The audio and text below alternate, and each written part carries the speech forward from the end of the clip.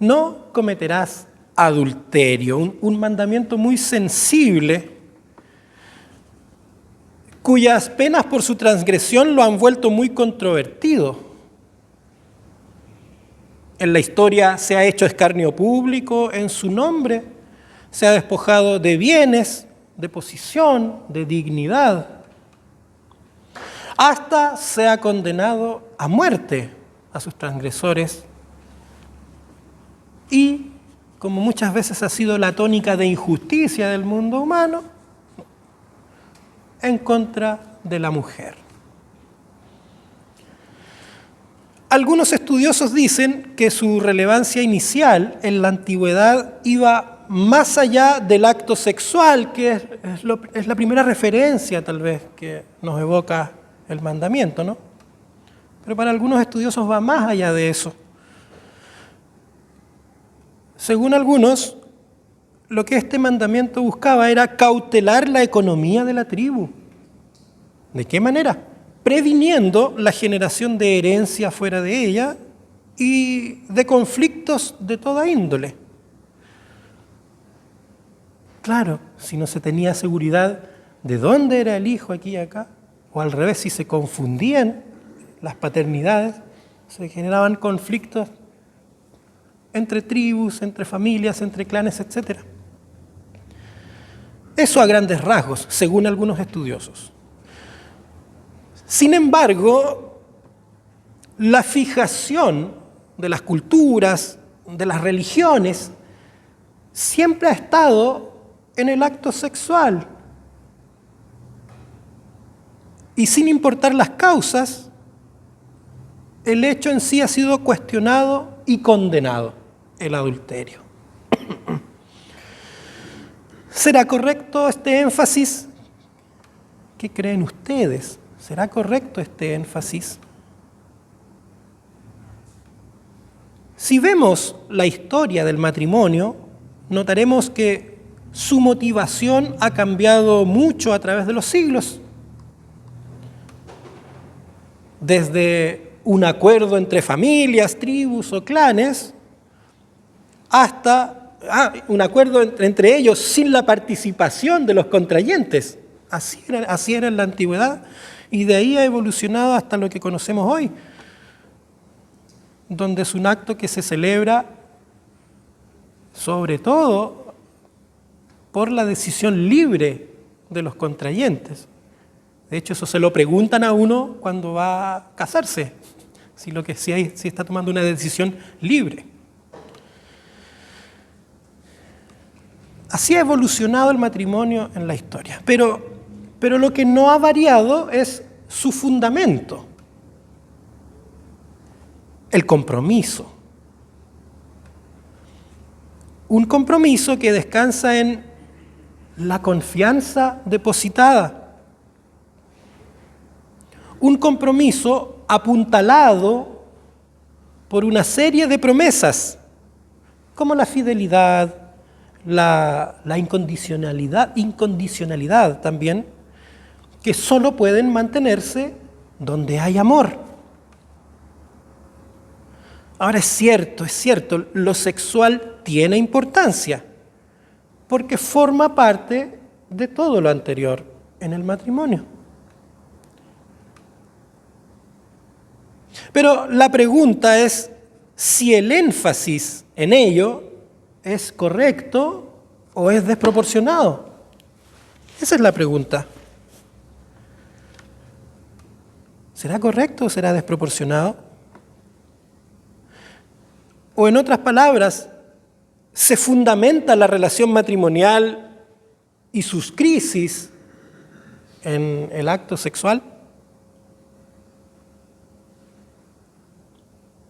Tan importante es como para que Dios dé un mandamiento específico para un ámbito de la vida y para un grupo de personas, los casados,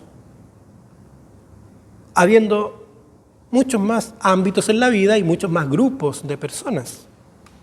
Entonces, ¿a qué apunta realmente este mandamiento?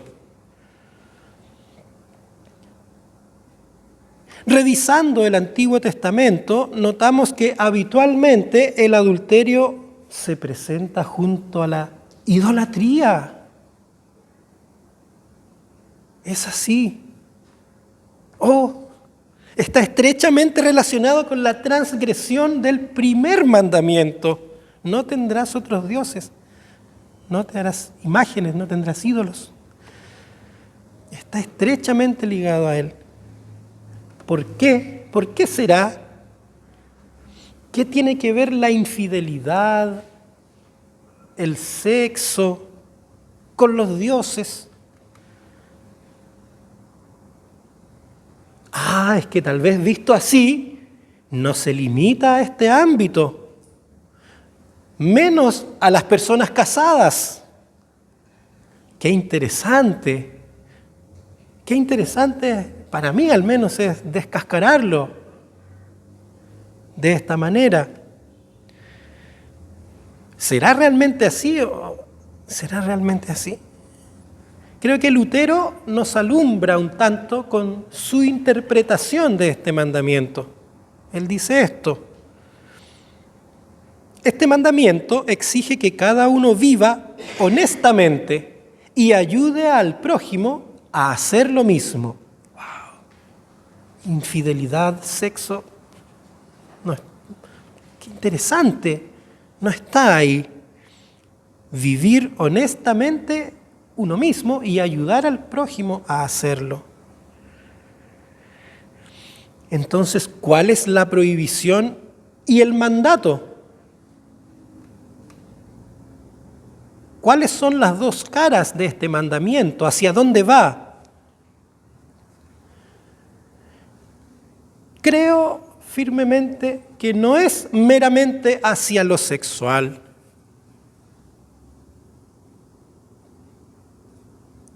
Jesús da en el blanco sobre esto, como siempre. ¿Qué dice él?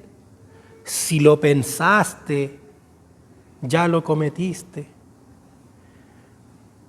Los malos pensamientos, el corazón, hacia ahí apunta este mandamiento, porque un corazón sucio activa los deseos impuros que contaminan, que desarticulan y desarman todo, incluidas las relaciones. Porque un corazón lejos de Dios crea un mundo patas arriba y lo que sigue es su curso natural. La materialización del desamor, de la indignidad, del daño al otro, de los conflictos, de la falta de respeto, de consideración, de todo lo que está en el dominio de la muerte. Esto es lo que se prohíbe. Por eso, vivir honestamente, cuidando el honor del otro, sea o no sea tu esposo, tu esposa, sino incluso el prójimo, es lo que se manda. Entonces, en este mandamiento se prohíbe todo lo que quebranta las relaciones humanas de amor al prójimo, siendo la más sublime de ellas el matrimonio, la más sublime de las relaciones, pero no por lo sexual primeramente, sino por lo que las desarma. ¿Qué desarma una relación incluido un matrimonio? ¿O qué lo arma? Dice también la Escritura que serán una sola carne. Una carne es también un solo espíritu, es un acuerdo, es concordia, unidad del corazón, es igualdad. Es la propuesta inicial de Dios cuando nos creó. Por eso Dios no quiere que se quebrante la confianza, las relaciones, los vínculos estrechos, los espíritus, ni que se deshonre ni se avergüence a los demás. ¿Y por qué se habla de idolatría? Ídolo es quien reemplaza a Dios. Ídolo es donde se pone la fe. No confío en Dios, confío en el ídolo. Y cuando esto ocurre, el ídolo se apodera de tus pensamientos. Entonces este mandamiento quiere poner freno a la idolatría más peligrosa, la idolatría del yo. Satisfacer las propias necesidades sin importar lo que pase con los demás, con el prójimo, con la sociedad, con el mundo. No importa que mis actos desarmen a mi pareja, a mis amigos, a mis compañeros de trabajo, a la sociedad, etc. Solo importa mi bien. Da lo mismo si es algo pasajero o por puro placer. Yo y yo. Eso es lo que ataca este mandamiento. Porque, hermanos y hermanas, centrarnos en nosotros mismos nos ciega ante la realidad completa, porque como me he vuelto un Dios, lo bueno o lo malo, lo que conviene o lo que no conviene, pasa a ser irrelevante. Porque yo lo decido. Yo decido lo que es bueno o malo, lo que es relevante y lo que es irrelevante. Y lo que yo quiero ocupa mi corazón en vez de Dios. Ídolo, placer, sexo, desamor, indiferencia por el otro.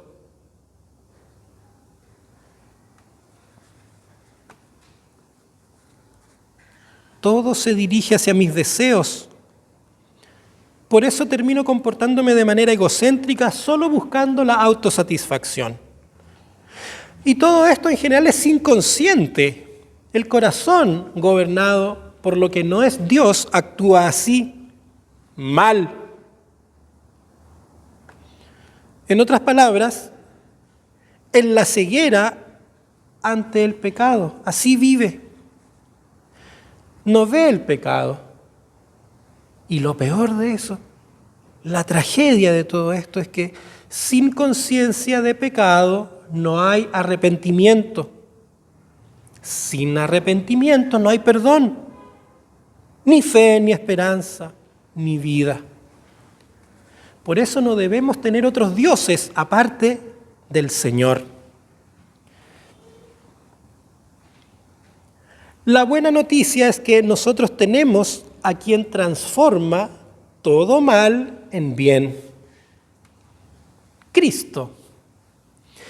Y visto así, este mandamiento se vuelve uno de los más hermosos y maravillosos. Aunque suene más majadero, no porque hable a las parejas y aluda al sexo, eso no lo hace hermoso ni maravilloso, como si la iglesia no estuviera ya emborrachada de preocupación por lo que pasa debajo de las sábanas de la gente. No. Es hermoso y maravilloso porque nos lleva al plan inicial de Dios, el plan inicial de Dios para la convivencia entre los seres humanos. Le saca brillo a ese plan original, le saca brillo a la obra de Cristo, que es de entrega, de dignificación, de amor irrestricto. Y ante el fracaso de las relaciones, ¿qué pasa con ello?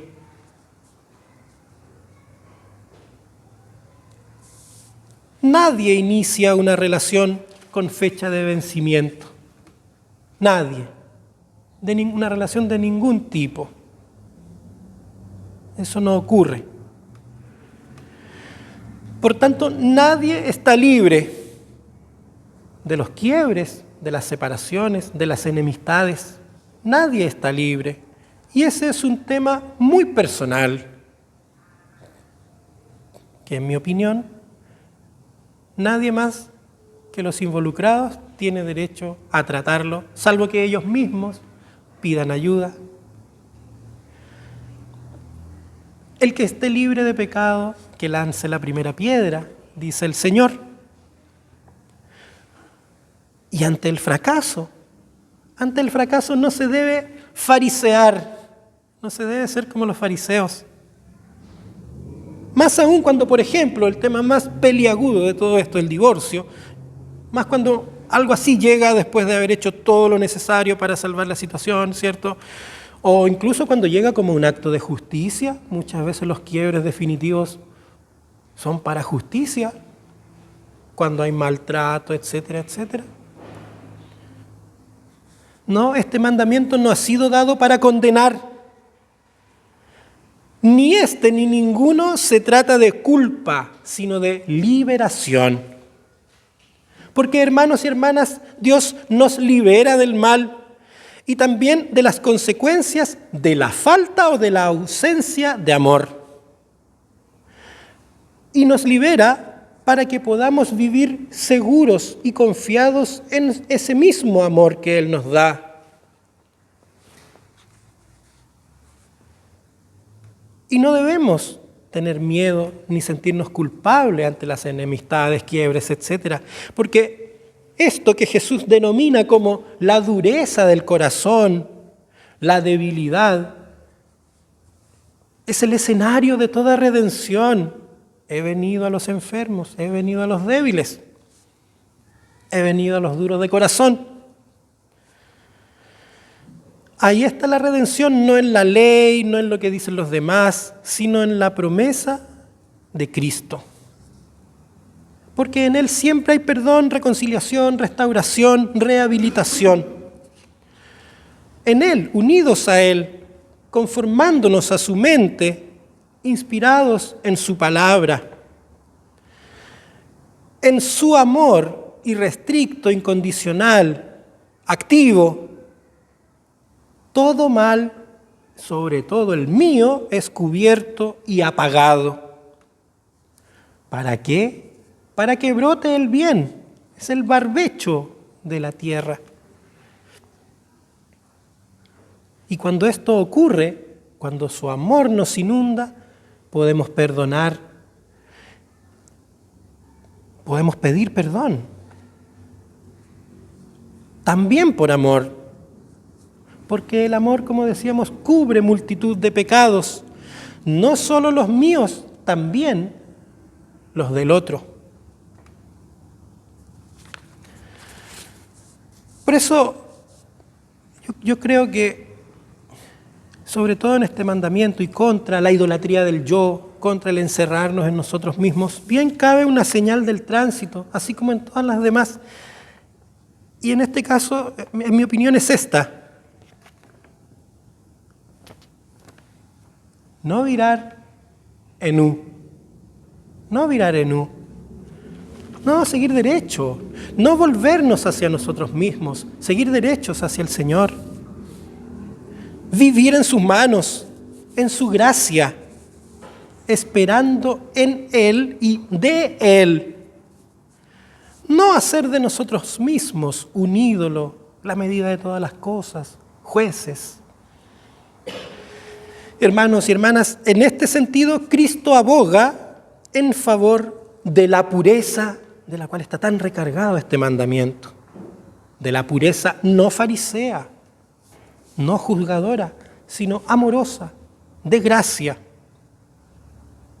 En concreto, de la pureza del corazón, que es la fe, entregarse a las manos del Señor. Esa es la pureza del corazón, que tus pensamientos estén conformes a los de Él, a los de su palabra. Y luego la pureza de manos, que no es otra cosa que tus obras que brotan de la misma fe. Sí, nuestra pureza y rectitud, lo que otros han llamado santidad, está solo en Cristo, quien nos transforma, nos fortalece, nos ilumina y nos hace como Él. Creamos en esto, en que Él nos purifica y nos lava para siempre. A partir de las aguas del bautismo. Desde ahí somos purificados. Y en esa fe hemos de vivir sus promesas de gracia y no de condenación. Hemos de vivir en el evangelio amoroso y no en el juicio de la ley.